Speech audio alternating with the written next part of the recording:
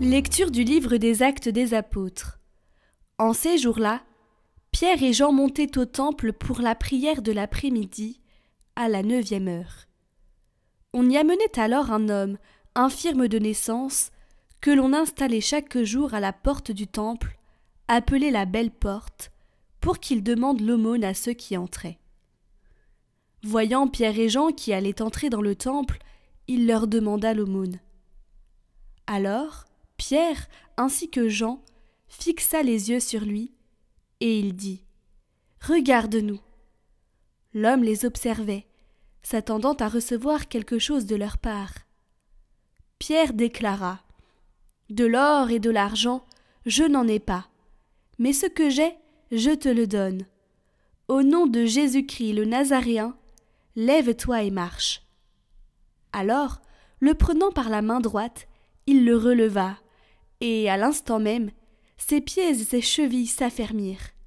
D'un bond, il fut debout et il marchait. Entrant avec eux dans le temple, il marchait, bondissait et louait Dieu. Et tout le peuple le vit marcher et louer Dieu. On le reconnaissait. C'est bien lui qui était assis à la belle porte du temple pour demander l'aumône. Et les gens étaient frappés de stupeur et désorientés devant ce qui lui était arrivé.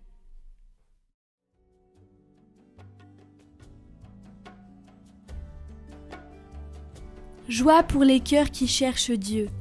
Rendez grâce au Seigneur, proclamez son nom. Annoncez parmi les peuples ses hauts faits. Chantez et jouez pour lui. Redites sans fin ses merveilles. Glorifiez-vous de son nom très saint. Joie pour les cœurs qui cherchent Dieu. Cherchez le Seigneur et sa puissance. Recherchez sans trêve sa face.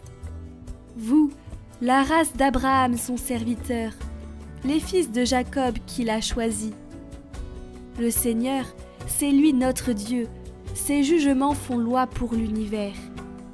Il s'est toujours souvenu de son alliance, parole édictée pour 1000 générations, promesse faite à Abraham, garantie par serment à Isaac.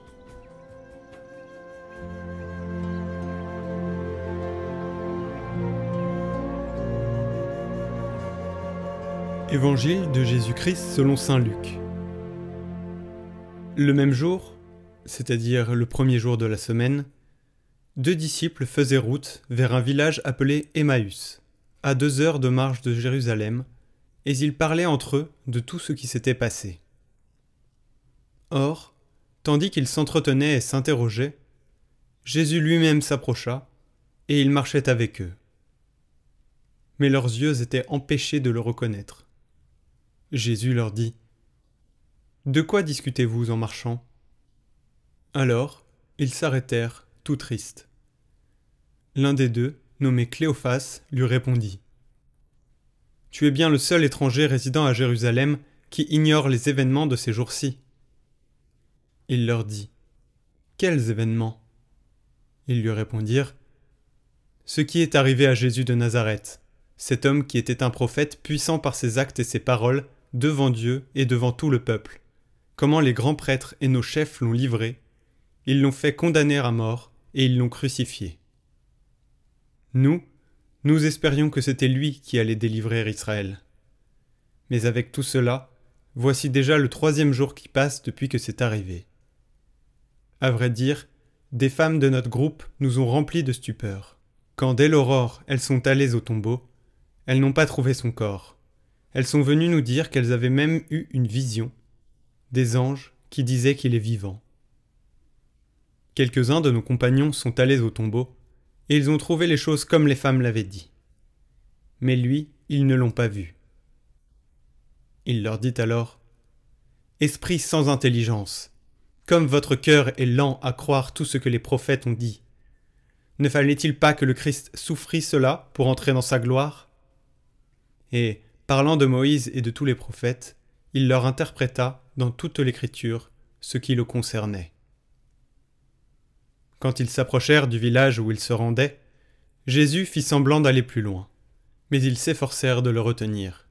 « Reste avec nous, car le soir approche et déjà le jour baisse. » Il entra donc pour rester avec eux. Quand il fut à table avec eux, Ayant pris le pain, il prononça la bénédiction, et, l'ayant rompu, il le leur donna. Alors leurs yeux s'ouvrirent, et ils le reconnurent. Mais il disparut à leur regard. Ils se dirent l'un à l'autre, « Notre cœur n'était-il pas brûlant en nous, tandis qu'il nous parlait sur la route et nous ouvrait les Écritures ?» À l'instant même, ils se levèrent et retournèrent à Jérusalem. Ils y trouvèrent réunis les 11 apôtres et leurs compagnons, qui leur dirent « Le Seigneur est réellement ressuscité. Il est apparu à Simon-Pierre. » À leur tour, ils racontaient ce qui s'était passé sur la route et comment le Seigneur s'était fait reconnaître par eux à la fraction du pain.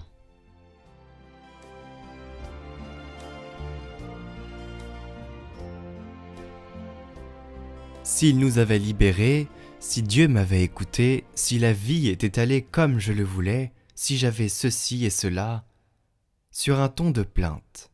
Ceci n'aide pas, il n'est pas fécond. Il n'aide ni nous-mêmes ni les autres. Voilà, nous aussi, semblables à ceux des 2 disciples. Mais cependant, ces derniers passent au oui. Oui, le Seigneur est vivant, il marche avec nous. Oui, remettons-nous maintenant en chemin pour l'annoncer, et pas demain. Oui, je peux faire cela pour que les gens soient plus heureux, pour qu'ils soient mieux, pour aider tant de monde. Oui, oui, je le peux. Du si au oui, de la plainte à la joie et à la paix, parce que lorsque nous nous plaignons, nous ne sommes pas dans la joie. Aujourd'hui, le pape, dans son commentaire du jour sur l'Évangile, nous invite à dire oui plutôt que dire si. Eh bien, c'est une invitation à être dans la confiance avec le Seigneur, à être dans la paix.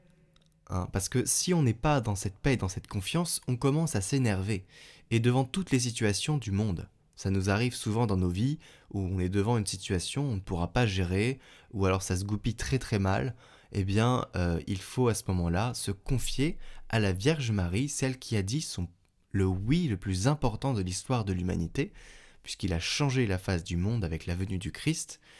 Voyez, donc il faut se confier à elle, et c'est pour ça que à chaque début d'événement chrétien, catholique, il est important de se confier à la Vierge Marie. Et d'ailleurs, si vous êtes allé à Paray-le-Monial, vous savez que à chaque début de témoignage, à chaque début d'événement, de louange, l'équipe se confie à la Vierge Marie et à l'Esprit Saint pour être dans cette paix. Eh bien, nous aussi, dans nos vies, nous avons cette possibilité de nous reposer sur l'action et la présence apaisante de la Vierge, de l'Esprit Saint. Et voilà, cette prière qui nous détache de nous-mêmes, nous détache du problème. On est accompagné par la Vierge et par l'Esprit Saint, et on peut se rendre avec toute la disposition du cœur, avec un oui, oui, ça va bien se passer, et ne pas regarder dans le passé en disant « Ah, si j'avais fait ça » et s'énerver pour rien.